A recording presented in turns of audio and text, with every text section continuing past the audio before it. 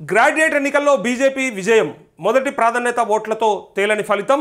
కీలకంగా మారిన రెండో ప్రాధాన్యత ఓట్లు. రాష్ట్రంలో ప్రత్యామ్నాయ శక్తిగా BJP. Kishan Reddy MLC champions trophy బీజేపీది. గూగుల్ పే లెక్కలు తీస్తున్నామని బండి సంజయ్. పట్టభద్రుల ఎమ్మెల్సీగా అంజిరెడ్డి విక్టరీ. 5,000 పైచిలకు ఓట్ల మెజారిటీతో గెలుపు అంటూ ఇది మనం ముందే ఊహించినాం, ముందే చెప్పినాం.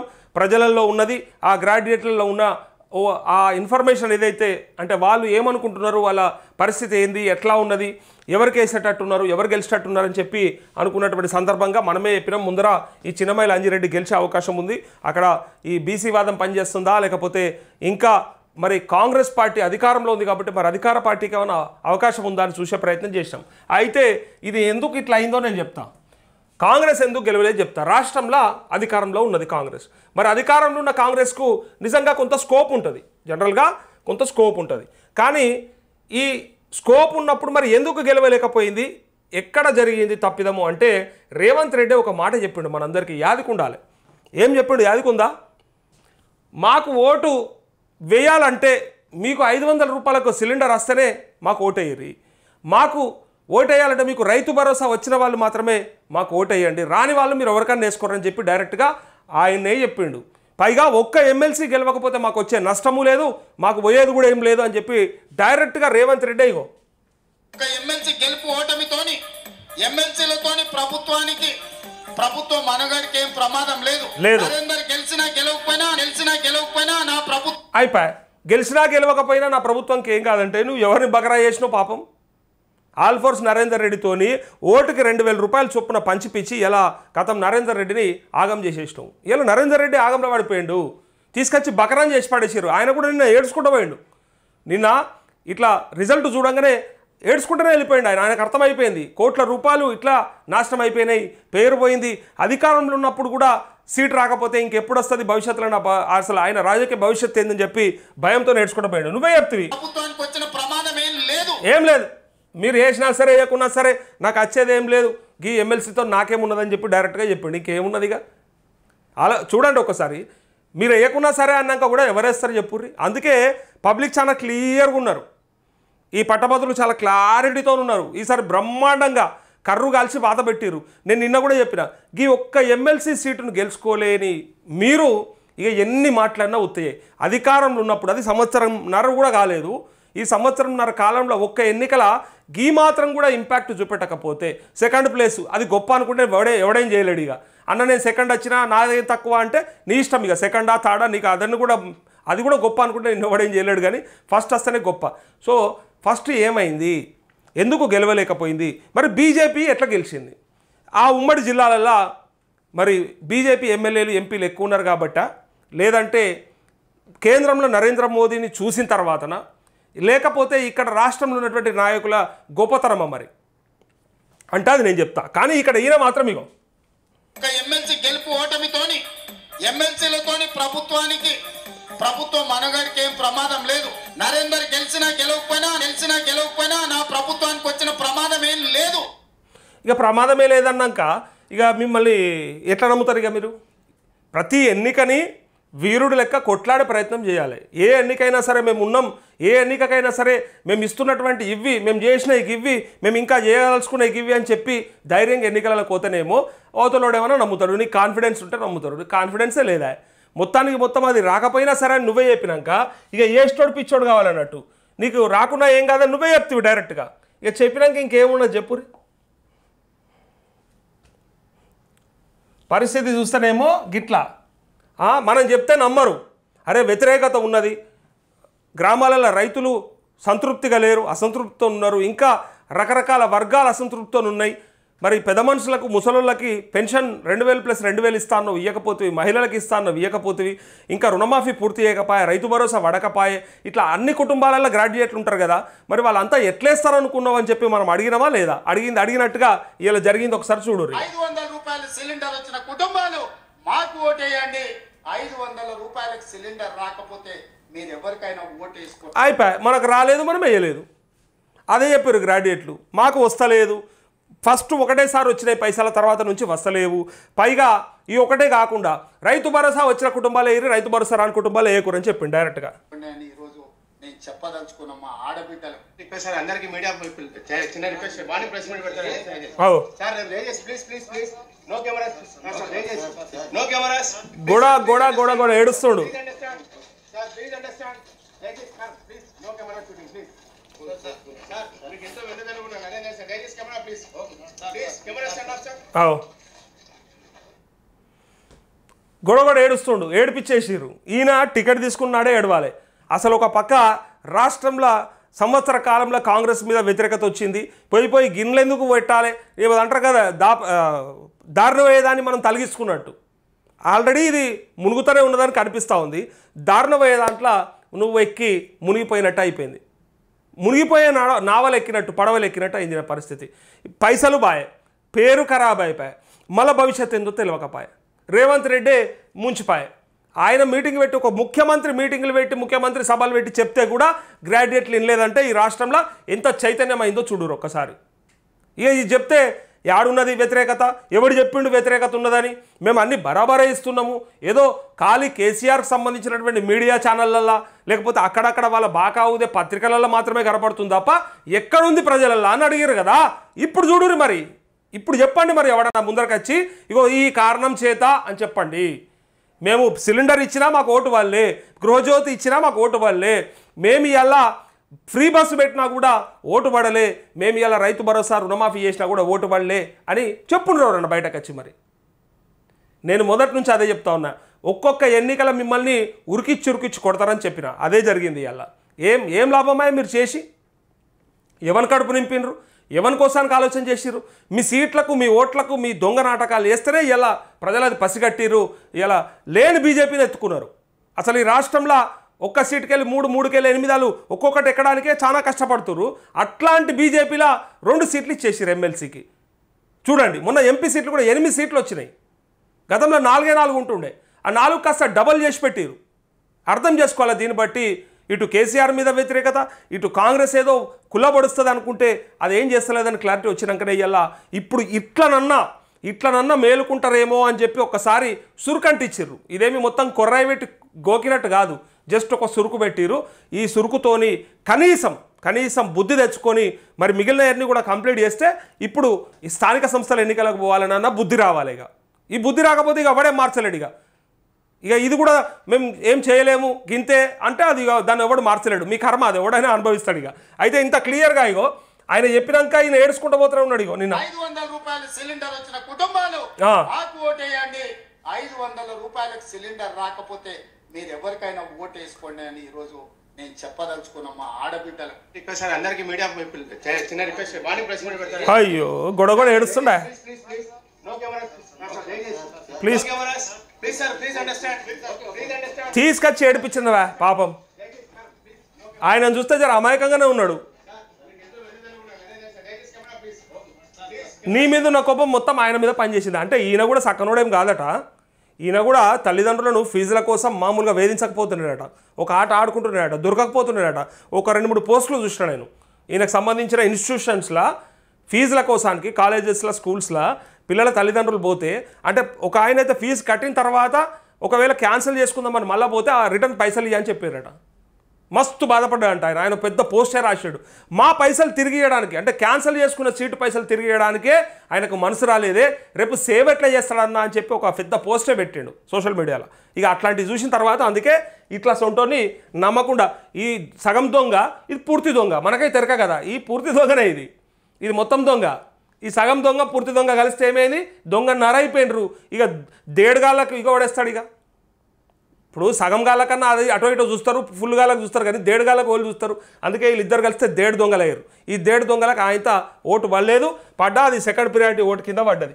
అయితే ఆ సెకండ్ ప్లేస్కి వచ్చిండు అయితే ఈయన ఏం జరిగింది తెలుసా అసలు ఇలా ఈ ముగ్గురికి ఓట్లు ఎక్కువ పడ్డాయి 3 ప్లేస్లల్లో వీళ్ళు ముగ్గురు ఉన్నారు ఎవరెవరు తెలుసా ఫస్ట్ నిన్న మనం ఓటింగ్ సరళిని చూసినాం కదా ఒక్కసారి ఇదేందో తెలుసుకోవాలి ఇగో ఫస్ట్ అంజిరెడ్డి అంజిరెడ్డి ఉన్నాడు కదా ఈ అంజిరెడ్డికి ఫస్ట్ ప్రియారిటీ ఓట్లల్లా గెలవలేడు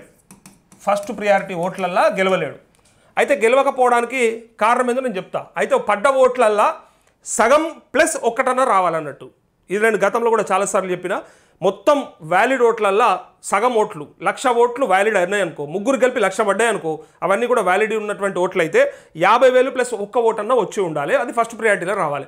సో ఫస్ట్ ప్రియారిటీలో రాలే.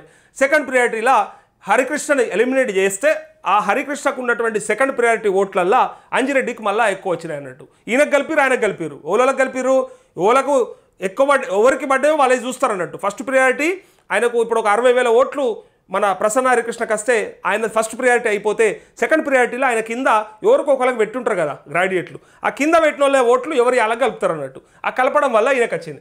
అసలు అంజిరెడ్డి ఎందుకు గెలిచిండో చెప్తాను నేను. ఇక ఫస్ట్ అంజిరెడ్డి గెలవడానికి కారణము బీజేపీ పార్టీ. ఈ బీజేపీ పార్టీకి ఏంటంటే క్షేత్రస్థాయిలో బలమైనటువంటి క్యాడర్ ఉన్నది. ఇక దీంట్లో ఎవడు ఇది అన్నా కూడా మళ్ళా అయ్యో అట్లున్నదా ఇట్లున్నదా అంటే ఇక ఎవరి భాష అందే ఉంటుంది. కానీ ఇక్కడ వీళ్ళకైతే బలంగా క్యాడర్ ఉన్నది. లీడర్లు చక్కగా లేరు కానీ క్యాడర్ బలంగా ఉంటుంది వీళ్ళకి. అయితే ఈ బీజేపీ క్యాడరు ఏం చేసింది చెప్పన్నా, ఎక్కడ పోయినా కూడా అంజిరెడ్డి కోటేసేటప్పుడు ఫస్ట్ ప్రియారిటీ మాత్రమే మాకు వేయండి, సెకండ్ ప్రియారిటీ మీరు చూస్ చేసుకోకుండా సరే అని చెప్పి చాలా తెలివితోని గ్రాడ్యుయేట్లను కన్ఫ్యూజ్ చేయకుండా. నేను కార్యకర్తలతో మాట్లాడినా, చాలామంది కార్యకర్తలు చెప్పిన విషయం ఇదే. వాళ్ళు ఏం చేశారంటే చక్కగా ఒక గ్రాడ్యుయేట్ దగ్గరకు పోయి ఓటర్ల దగ్గరకు పోయారు. ఇక వీళ్ళు పైసల కంటే ఎక్కువ గీ పని మీద ఉన్నారు. పైసలు పంచలేదంటే పంచిన చోట పంచిరు, అది కూడా చెప్తాను నేను. అయితే గ్రాడ్యుయేట్ల దగ్గరకు వీళ్ళు చేసి వచ్చింది ఏంటంటే ఫస్ట్ ప్రియారిటీ మాత్రమే అంజిరెడ్డి పక్క పొంటి ఒకటే ఇరు తప్ప ఇక రెండో ముచ్చట పెట్టకూరు అని చెప్పారు వీళ్ళు గమ్మత్తుగా. ఈ రెండో ప్రియారిటీ అనేది ఎవరికి వేయకుండా. ఎందుకు తెలుసా, వేస్తే ఫస్ట్ ప్రియారిటీ సరిపోకపోతే సెకండ్ ప్రియారిటీ ఓట్లు వేరే వాళ్ళకన్నా కలిసే అవకాశం ఉంటుంది కదా. ఫర్ సపోజ్ ఇలా అంజిరెడ్డి సెకండ్ ప్లేస్లో థర్డ్ ప్లేస్లో ఉంటే ఈయనకు పడే సెకండ్ ప్రియారిటీ ఓట్లు ఉంటాయి కదా, ఈయన కేసిన దాంట్లో సెకండ్ ఎవరికి వేసి ఉంటారు కదా. ఫర్ సపోజ్ అంజిరెడ్డికి ఒకటి వేసిన వాళ్ళు ప్రసన్న హరికృష్ణకు 2 వేసారు అనుకో, ఈ రెండో ప్రాధాన్యత ఓట్లు లెక్కింపులా ఒకవేళ ఉపయోగపడితే ఇక్కడ ఓటు ప్రసన్న హరికృష్ణకు ఉపయోగపడేది. కాబట్టి ఉపయోగపడొద్దని చెప్పి వీళ్ళు చేసినటువంటి తెలివి ఏంటంటే మొత్తం ఒకటి మాత్రమే పెట్టిరండి తప్ప ఇంకో మాటనే పెట్టకూరి కాడ. మీరు జనరల్గా ఈవీఎం మిషన్లు ఎట్లయితే నొక్కేస్తారో అట్లా ఒక్క ఓటు నొక్కేసి రండి, రెండో ఓటు అంటే ఒక్క ఓటు రాసి రండి తప్ప 2, 3 అని వేసి రాకూడని చెప్పేస్తే వాళ్ళు సింపుల్గా వ్యాలిడ్ అయింది వాళ్ళ ఓటు. పైగా సింగిల్ ఓటుతోని ఫస్ట్ ప్రియారిటీనే వాళ్ళు టాప్లో ఉన్నారు. ఫస్ట్ ప్రియారిటీనే టాప్లోకి వచ్చేసారు. ఇక సెకండ్ ప్రియారిటీ ఓట్లు ఎట్లా సెకండ్ ప్రియారిటీలో గెలిచిండు. బట్ నేను చెప్తా ఇది ఎట్లా అయింది అనేది. అయితే బీజేపీ చెప్పిన పనిలా ఇదొకటి. ఇక రెండోది మనీ కంపల్సరీ మ్యాటర్స్. ఇక ఎవడైనా చెప్పినా పైసలు పని చేస్తాయా, పైసలు ఇచ్చిర్రా దేశం కోసం కదా ధర్మం కోసం కదా అంటే ధర్మం ఉంటుంది, దేశం ఉంటుంది, పైసా కూడా ఉంటుంది, అన్నీ ఉంటాయి. అన్నిటి బట్టే ఓట్లు కూడా ఉంటాయి. అందుకే ఇంట్లో కూడా చాలా పర్ఫెక్ట్గా పనిచేసారు వీళ్ళు. ఇక పైగా అక్కడ ఉన్నటువంటి నియోజకవర్గాలలో ఎంపీలు ఎమ్మెల్యేలు ఎక్కువ ఉండడం, ఆ మెదక్, కరీంనగర్, నిజామాబాద్, ఆదిలాబాద్ జిల్లాలలో ఎంపీలు ఎమ్మెల్యేలు ఉండడం వల్ల అత్యధికంగా ఉండడం వల్ల బీజేపీకి కలిసి వచ్చింది. ఇది ఒక అంశం. ఇట్లా ఒక అంశం యాడ్ అయ్యింది. ఇదంతా బోను ఇక్కడ ఈ అంజిరెడ్డికి సరే వీళ్ళ వైఫు, ఈ అంజిరెడ్డి వైఫు బీజేపీకి సంబంధించిన సంగారెడ్డి జిల్లా అధ్యక్షురాలు. తను గోదావరి తన పేరు. సో సంగారెడ్డి జిల్లా అధ్యక్షురాలు. బీజేపీలో మొదటి నుంచి పనిచేస్తున్నటువంటి వాళ్ళు ఆ కుటుంబం. కాబట్టి ఈ బీజేపీ కార్యకర్తలు మొత్తం ఓన్ చేసుకున్నారు. ఇక ఎట్టి పరిస్థితుల్లో మా అంజిరెడ్డిని గెలిపించేసేయాలి అని చెప్పి వీళ్ళు ఈ సిద్ధాంతం ఉంటుంది కదా వీళ్ళది, ఈ సిద్ధాంతాన్ని పట్టుకొని పోతారు ముందరికి. అందుకోసానికి అంజిరెడ్డికి పాజిటివ్స్ అని కలిసి వచ్చేసినాయి. దీని ద్వారానే గెలిచిండు ఆయన. ఫస్ట్ ప్రియారిటీ మాత్రమే వేయండి మా అంజిరెడ్డికి తప్ప సెకండ్ ప్రియారిటీ ఓన్ ముఠకూర అని చెప్పారు. రెండోది మనీ కూడా పనిచేసింది. మూడోది మంచిగా ఎంపీలు ఎమ్మెల్యేలు ఉన్నారు. ఎందుకంటే క్షేత్రస్థాయిలో బ్రహ్మాండమైన క్యాడర్ ఉంది కాబట్టి ఆ క్యాడర్తోని ఓట్లు వేయించుకున్నారు. ఓటర్లను కలిసే ప్రయత్నం బాగా చేశారు వీళ్ళు ఓటర్లను కలిసే ప్రయత్నం చేశారు. సిద్ధాంతం వల్ల ఎట్లాగూ ఉన్న సిద్ధాంతమే. వీడికి వస్తే ఇక నరేందర్ రెడ్డి ఎందుకు ఓడిపోయాడు, అసలు ఈ ఆల్ ఫోర్స్ నరేందర్ రెడ్డి ఎందుకు ఓడిపోయాడు అనేది ఇక్కడ చాలామందికి క్వశ్చన్ మార్క్. ఎట్లా క్వశ్చన్ మార్క్ అంటే, అరే ఈయన విద్యా సంస్థలు ఉన్నాయి, వీళ్ళకి సంబంధించిన చాలామంది విద్యార్థులు ఎంతోమంది ఉద్యోగాలలో ఉన్నారు, ఎంతోమంది సెటిల్ అయిన వాళ్ళు ఉన్నారు. పైగా ఇప్పుడు కూడా వాళ్ళ పేరెంట్స్ ఉంటారు. ఎట్లయినా సరే వాళ్ళకి సంబంధించినటువంటి టీచర్లు వీళ్ళే అన్నీ కలిపి పడతాయని పెద్ద భ్రమల ఈయనకు టికెట్ ఇచ్చారు. యాక్చువల్గా ఇది ఫస్ట్ మైనస్. కాంగ్రెస్ పార్టీలో టికెట్ ఇవ్వడం ఫస్ట్ మైనస్. ఆయనకి కాంగ్రెస్ పార్టీలో టికెట్ ఇవ్వడం ఫస్ట్ మైనస్, ఆయన తీసుకోవడం కూడా మైనస్ ఇక్కడనే. అయితే కాంగ్రెస్ పైన ఉన్నటువంటి వ్యతిరేకత ఏదైతే ఉందో, యాంటీ ఇన్కంబెన్స్ ఏదైతే ఉందో, ప్రభుత్వ వ్యతిరేకత ఏదైతే ఉందో అది బాగా పనిచేసింది. రేవంత్ రెడ్డి డైరెక్ట్ చెప్పిండు. పైగా ఈయన క్యారెక్టర్ మీద ఈయన క్యారెక్టర్ మీద కొంత వ్యతిరేకత కూడా ఉన్నది. ఇప్పుడే చెప్పినా కదా, సో ఫీజులలో తగ్గించడని, లేదు ఇబ్బందులు పెడతాడని, లేదు తల్లిదండ్రుల సైడ్ ఉండడని, పేరెంట్స్ సైడ్ ఆలోచించడని కొంత ఉన్నాయి. కాబట్టి ఈ క్యారెక్టర్ కూడా మైనస్ అయిపోయింది. మైనస్ అయిపోవడంతో పాటు వీళ్ళు నమ్ముకుంది ఓన్లీ మనీని మాత్రమే నమ్ముకున్నారు. మనిషి క్యారెక్టర్ నమ్ముకోలే, పైగా ఆ బిహేవియర్ నమ్ముకోలే, ఇంకా ఆయన సేవా కార్యక్రమాలు నమ్ముకోలే, ఇంకేది నమ్ముకోలే. ఉన్నదల్లా పని, పైసలు వేసేస్తే పైసా ఫేకో తమాషా దేకో అన్నట్టుగా పైసలు వేస్తే ఓట్లు వస్తాయి అనుకొని వీళ్ళు పంచిన పైసలు ఎంత తెలుసా? 1000 రూపాయల నుంచి 2000 రూపాయల దాకా పైసలు పంచారు. ఇక ఇది ఎవడన్నా ఎవడు అవునన్నా కాదన్నా సాక్ష్యాలు కావాలంటే చాలా ఉన్నాయి. ఇవి ఉత్తగానే మళ్ళీ అన్న మా మీద బడగాలు చేయకని చెప్పొద్దు.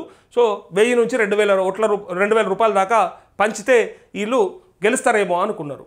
ఇవి జరిగినాయి. ఇది జరిగిన తర్వాత ఫైనల్గా ఇక్కడ రేవంత్ రెడ్డి మీద ఉన్నటువంటి వ్యతిరేకత ఇక ప్రచారం చేసిండు, తిరిగిండు.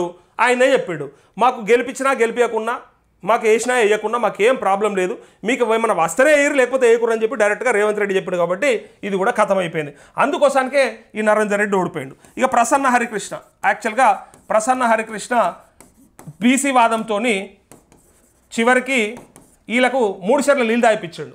సరే, ఆయన లాస్ట్ మూమెంట్లో బీఎస్పీ పార్టీ నుంచి ఫస్ట్ బీఆర్ఎస్ నుంచి ట్రై చేసిండు, తర్వాత కాంగ్రెస్ నుంచి కూడా ట్రై చేసిండు. తర్వాత 2 పార్టీలలో టికెట్ రాదు, బీఫామ్ రాదని తెలుసుకున్నాక చక్కగా ఢిల్లీకి పోయి మాయావతి దగ్గర బీఎస్పీ బీఫామ్ తెచ్చుకున్నాడు. సో బీఎస్పీ బీఫామ్ తెచ్చుకుంటే ఈయన ఫస్ట్ నుంచి బీఎస్పీ క్యాండిడేట్ కాదు. ఒకటి ఇప్పుడు ఈ ఎన్నిక కోసమే బీఎస్పీలకు వచ్చాడు కాబట్టి బీఎస్పీ క్యాడర్ పూర్తిగా సపోర్ట్ చేయలేదు. ఫస్ట్ది బీఎస్పీ క్యాడర్ పనిచేయలేదంటే ఈయన ఫస్ట్ నుంచి అలా లేడు కదా, సిద్ధాంతం ఉన్నోడు కాదు కదా. ఒకటి. రెండవది వచ్చేసి ఈయన నమ్ముకున్నది ఓన్లీ ఇలా స్టూడెంట్స్ని మాత్రమే. ప్రసన్న హరికృష్ణ చేసిన పని ఏంటంటే ఇలా స్టూడెంట్స్ని మాత్రమే నమ్ముకున్నాడు. నేను లక్షలాది మందికి ట్రైనింగ్ ఇచ్చిన, కోచింగ్లు ఇచ్చిన, ఆన్లైన్ క్లాసెస్ చెప్పిన, నా బుక్స్ చాలామందికి రీచ్ అయింది, విన్నర్ పబ్లికేషన్స్ అనుకుంటుంది. సో చాలామందికి రీచ్ అయినాయి. సో వాళ్ళు మాత్రం ఓట్లేస్తే నాకు సరిపోతుందని చెప్పి వాళ్ళని మాత్రమే నమ్ముకున్నాడు. కాబట్టి ఇక్కడ మోసం జరిగింది. యాక్చువల్గా ఆయన బుక్స్ చదివిన వాళ్ళు ఉంటారు, ఆయన క్లాసులు విననోళ్ళు ఉంటారు, అసలు ఆయన ఎవరో తెలియని వాళ్ళు కూడా ఉంటారు. లెక్కకైతే అందరికీ తెలవాలని ఏం రూల్ లేదు కదా. వాళ్ళని తప్ప వాళ్ళు ఏం చేసిండంటే ఈయన ఓన్లీ తను క్లాసులు చెప్పినటువంటి విద్యార్థులు నమ్ముకొని వాళ్ళే ఇన్ఫ్లుయెన్స్ చేపిస్తారు, వాళ్ళే ఓట్లు వేపిస్తారని చెప్పి ఓన్లీ వాళ్ళ చుట్టే తిరిగి గ్రామాలన్నీ తిరిగిండు. తిరిగితే లాస్ట్కి ఆయనంటే తెలియని వర్గం చాలా ఉంటుంది. అందరూ తెలవాలని లేదు కదా. ఒక ఆయన పబ్లికేషన్స్ చదవరు కదా, వేరే పబ్లికేషన్స్ చాలా ఉంటాయి, వేరే టీచర్లు చాలామంది ఉంటారు, రకరకాల వాళ్ళు ఉంటారు. కొంతమంది ఇప్పుడు అడ్వకేట్లు ఉంటారు, లాయర్లు ఉంటారు, అడ్వకేట్స్ ఉంటారు, డాక్టర్లు ఉంటారు, టీచర్లు ఉంటారు, లేదు వేరే డిపార్ట్మెంట్లలో పనిచేసే వాళ్ళు ఉంటారు, గ్రాడ్యుయేట్లు చాలామంది వేరు వర్గాలు ఉంటారు, లేదా వ్యవసాయం చేసుకునే రైతులలో కూడా ఉంటారు. వీళ్ళకి ఆయన తెలియకపోతే ఆయనకు వేయాల్సిన అవసరం లేదు. అందుకే ఏం జరిగిందంటే ఓన్లీ వీళ్ళని మాత్రమే నమ్ముకోవడం వల్ల ఆయనకు ఇబ్బంది అయ్యింది. ఇంకా వేరే వాళ్ళని రీచ్ కావాల్సి ఉండే ఆయన వేరే వాళ్ళని రీచ్ కాలే. ఎంతసేపు నా స్టూడెంట్స్ అన్నాడు. ఆయన స్పీచ్లలో కూడా అదే వినిపించింది. అందుకే మిగతా వాళ్ళు ఓన్ చేసుకోలేకపోయారు, ప్రసన్న హరికృష్ణను ఓన్ చేసుకోలేకపోయారు. అందుకోసం అక్కడ ఓన్లీ స్టూడెంట్స్ మాత్రమే వేస్తారు అనుకున్నాడు. కానీ మరి మిగతా వాళ్ళు పడతాయా అంటే ఇలా ఈయనకంటే డబల్ ఓట్లు నరేందర్ రెడ్డికి ప్లస్ ఈయనకు అనంజీ రెడ్డికి పడ్డాయి. డబల్ అంటే ఇద్దరు కలిపితే ఈయనకు 60,000 వస్తే వీళ్ళిద్దరు కలిపి 1,20,000 వచ్చినాయి. మరి అందుకే 1,30,000 వచ్చినాయి. అయితే ఈయనని చాలామంది ఓన్ చేసుకోలేకపోయారు కాబట్టి ప్రసన్న హరికృష్ణ ఇక్కడ ఫెయిల్ అయ్యిండు. ఓన్లీ స్టూడెంట్స్ని మాత్రం నమ్ముకున్నాడు. పైగా ₹1 కూడా పంచలేడిగా.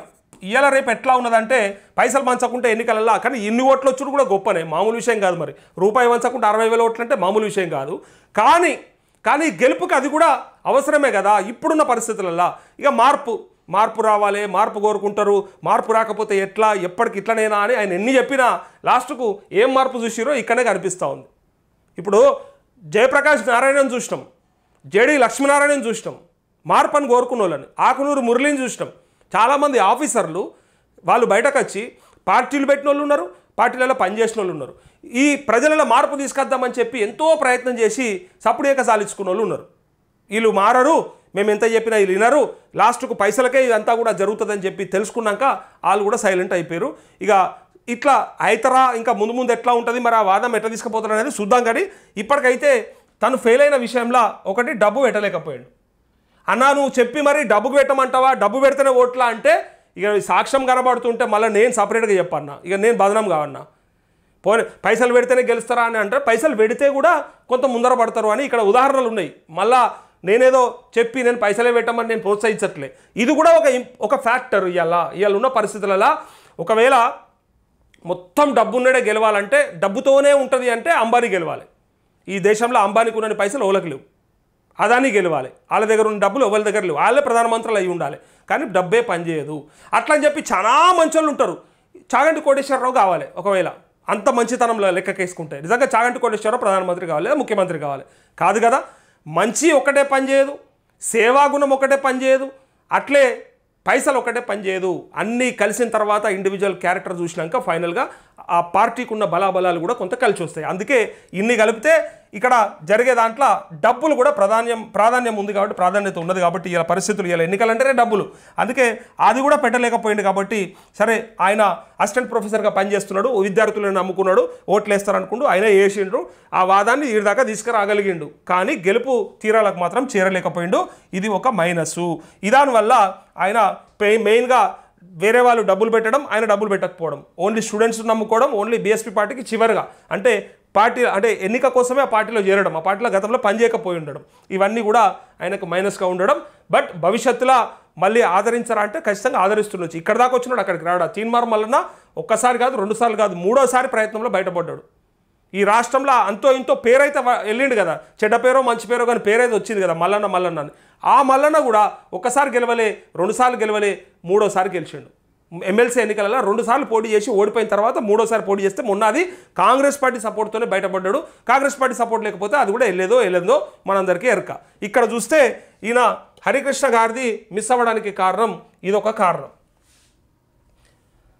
అందుకోసానికి అయితే ఇక్కడ ప్రియారిటీ ఓట్లల్లో జరిగింది ఏంటంటే ఈయనకి 70,000 ఓట్లు అయితే ఇక్కడ ఏం జరిగిందంటే ఇక్కడ నుంచి హరికృష్ణన్ కూడా ఎలిమినేట్ చేసే అవసరం పడిందనమాట. మిగతా కింద 53-54 మందిని ఎలిమినేట్ చేసుకుంటా వాళ్ళ సెకండ్ ప్రియారిటీ ఓట్లని యాడ్ చేసుకుంటూ వస్తారు. ఇక్కడికి వచ్చిన తర్వాత ఇక్కడ ఈ హరికృష్ణ ఓట్లను కూడా చేయాల్సిన పరిస్థితికి వచ్చింది. ఆయన ఫస్ట్ ఓట్లు అట్లనే పక్కకు పెట్టి ఆయన దాంట్లోకి వెళ్ళి సెకండ్ ఎవరికి వేసారని చూసారు. ఈయన దాంట్లో సెకండ్ ఏమైపోయింది, బీసీ వాదం అంటే ఇక్కడ చూడరు ఒకసారి మళ్ళీ ఒక రెడ్డికే వేసారు. ఇక్కడ 5,000 ఓట్లు ప్లస్లోనే వచ్చిండు ఈయన, ఎవరు, అంజిరెడ్డి. సో ఇక్కడ చూడండి, ఒకవేళ హరికృష్ణ కూడా ఈ పని చేసేది ఉండే, ఏం చేసేది ఉండే, ఫస్ట్ ప్రియారిటీ నాకు వేసినాక సెకండ్ ఓన్కే వేయకూరని చెప్పేది ఉండే, లేదా ఇంకో బీసీకే వేయరని చెప్పాల్సి ఉండే. ఆయనతో ఏమైపోయింది, సెకండ్ ప్రియారిటీ తీసుకొచ్చి మళ్ళీ రెడ్లకే వేసాడు, ఇద్దరు అగ్రవర్ణాలకే వేసారు. ఇక్కడికి వెళ్ళి తీసుకొస్తే మళ్ళీ ఈయనకిని కలిస్తే అంజిరెడ్డికి ఎక్కువ కలిసి మళ్ళీ అంజిరెడ్డి బయటపడ్డాడు. ఇక బీసీ వాదం ఇక నిన్న మొన్న చాలా మాట్లాడుకున్నారు. ఇక బీసీ వాదం ఏమీ ఉన్నది, ఇక బీసీ వాదం ఏమి ఏడిచింది, బీసీలు అంటే ఎక్కడ ఇక మల్క కొమ్మరయ్య గెలిచిండు అంటే అది ఎంత ఓటు ఎంత పలికింది అది వేరే. బట్ ఇక్కడ మాత్రం పట్టభద్రులల్లా మరి బీసీ వాదం చాలా బాగుందన్నారు కదా.